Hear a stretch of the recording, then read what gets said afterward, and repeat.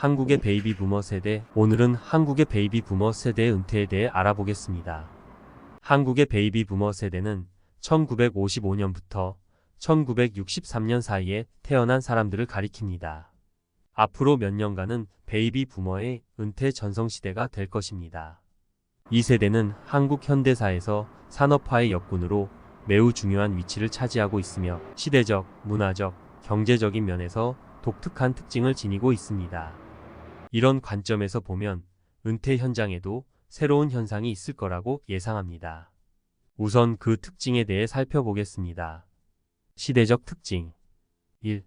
급격한 경제성장 경험. 베이비 부머 세대는 한국이 1960년대부터 1980년대까지 급격한 경제성장을 이루던 시기에 청년기를 보냈습니다. 이들은 한강의 기적이라고 불리는 경제 발전의 주역이자 이를 직접 체험한 세대입니다. 2. 사회적 격동기. 이 시기는 정치적 격동기이기도 했습니다. 이 세대는 군사 독재, 민주화 운동, 그리고 정치적 변화를 직접 경험했습니다. 1980년대의 민주화 운동은 이 세대가 주도한 대표적인 사회적 움직임입니다. 3. 산업화와 도시화. 베이비 부머들은 산업화와 도시화가 급속히 진행되던 시기에 성장했습니다. 농촌에서 도시로의 대규모 이동이 있었으며 이들은 도시에서의 새로운 삶을 시작하게 되었습니다. 이로 인해 한국 사회의 구조와 문화가 크게 변화했습니다. 문화적 특징 1. 효 문화와 전통적 가치. 이 세대는 유교적 가치관과 효 문화를 강하게 지니고 있습니다. 부모를 공경하고 가족을 중시하는 전통적인 가치관이 베이비 부머 세대의 중요한 문화적 특징 중 하나입니다. 2. 대중문화의 형성. 베이비 부머 세대는 한국의 대중문화가 형성되기 시작한 시기를 경험했습니다. 1970년대와 1980년대의 한국 영화, 음악, 텔레비전은 이 세대의 문화적 정체성에 큰 영향을 미쳤습니다. 3. 교육에 대한 열망. 이 세대는 교육을 통해 사회적 지위를 향상시키고자 하는 열망이 강했습니다. 교육은 성공과 사회적 지위의 중요한 요소로 여겨졌으며 이는 자녀 세대에게도 이어졌습니다. 경제적 특징 1. 경제 성장과 자산 축적. 베이비 부머 세대는 한국의 경제 성장이 절정에 달했을 때 노동시장에 진입했습니다. 이들은 안정적인 직업을 얻고 자산을 축적할 수 있는 기회를 많이 가졌습니다. 특히 부동산 투자를 통해 상당한 자산을 축적한 사람들이 많습니다. 2. 부동산 중심의 자산 구조. 이 세대는 한국 부동산 시장이 폭발적으로 성장하던 시기에 아파트를 구매하고 이를 통해 자산을 늘린 경우가 많습니다. 부동산은 베이비 부머 세대의 주요 자산으로 자리 잡고 있습니다. 3. 은퇴와 노후 준비. 현재 베이비 부머 세대는 은퇴를 앞두고 있거나 이미 은퇴를 시작한 시점에 있습니다. 그러나 자산의 대부분이 부동산에 묶여 있어 현금 유동성이 부족한 경우가 많습니다. 이에 따라 노후 생활비 문제와 관련된 고민이 증가하고 있습니다. 한국의 베이비 부머 세대는 급격한 경제 성장과 사회적 변화를 직접 경험하며 전통적인 가치관과 새로운 문화 사이에서 독특한 정체성을 형성한 세대입니다. 이들은 한국 사회의 경제적 기반을 다지는 데 큰 역할을 했으나 현재 은퇴와 노후 준비라는 새로운 도전에 직면이 있습니다. 베이비 부머 세대의 현실과 리스크. 많은 분들이 은퇴 후에도 활기차고 안정적인 삶을 꿈꾸지만 현실은 다양한 도전과 문제들이 그 길을 가로막을 수 있습니다. 베이비 부머 세대의 문제들에 대해 알아보고 어떻게 대비하면 좋을지 말씀드리겠습니다. 먼저 장수 리스크에 대해 이야기해 보겠습니다. 한국은 평균 수명이 빠르게 증가하고 있는 나라 중 하나입니다. 그러나 오래 산다는 것이 반드시 축복만은 아닙니다.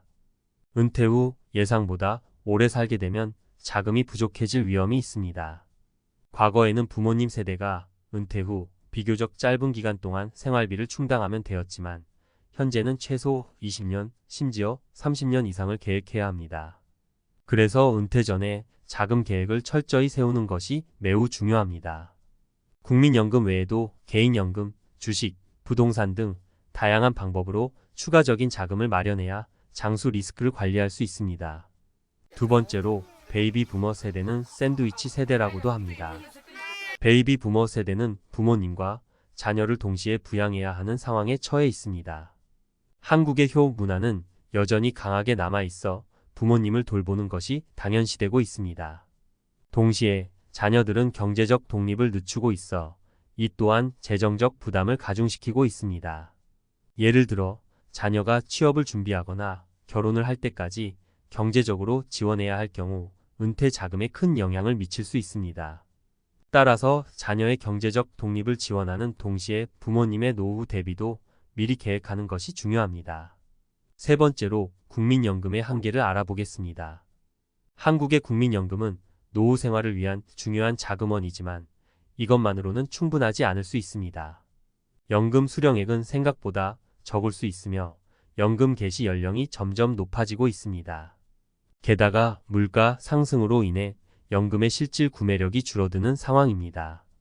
따라서 연금 외에도 추가적인 재원을 마련할 필요가 있습니다. 예를 들어 개인연금, 적금, 투자 등으로 부족한 부분을 보완해야 합니다. 이는 은퇴 후 안정적인 생활을 유지하기 위해 꼭 필요한 부분입니다. 네 번째로 은퇴 후 부채 문제를 짚어보겠습니다. 최근 들어 은퇴 후에도 부채를 지고 있는 사람들이 늘어나고 있습니다. 주택담보대출, 자녀 교육비, 그리고 기타 생활비용 등 다양한 이유로 부채가 발생할 수 있습니다. 특히 은퇴 후 소득이 줄어드는 상황에서 부채를 상환해야 한다면 재정적 어려움이 커질 수밖에 없습니다. 따라서 은퇴 전에 가능한 모든 부채를 상환하고 은퇴 후에는 부채를 최소화하는 것이 중요합니다. 마지막으로 건강관리 비용에 대해 이야기해 보겠습니다. 은퇴 후에는 건강관리 비용이 급격히 증가할 수 있습니다. 노년기에 접어들면서 건강 문제가 발생할 가능성이 높아지고 이에 따른 의료비 부담이 커질 수 있습니다. 장기 요양비나 만성질환 치료 비용은 생각보다 훨씬 많이 들 수 있습니다. 많은 분들이 건강관리 비용을 과소평가하지만 이를 미리 대비하지 않으면 은퇴 후 큰 재정적 어려움에 직면할 수 있습니다. 건강보험을 잘 활용하고 건강한 생활 습관을 유지하는 것이 장기적으로 큰 도움이 될 것입니다. 이제 여러분들은 은퇴 후 겪을 수 있는 주요 문제들과 그에 대한 대비책을 이해하셨을 것입니다. 이 정보들을 바탕으로 미리 준비하고 계획하신다면 은퇴 후에도 활기차고 행복한 삶을 유지하실 수 있습니다. 오늘 말씀드린 내용을 꼭 기억하시고 은퇴 계획에 반영하여 여러분의 노후를 더욱 풍요롭게 가꾸시기 바랍니다. 구독, 좋아요, 알람 설정으로 보다 좋은 정보 많이 받아가시길 바랍니다. 지금까지 시청해 주셔서 감사합니다.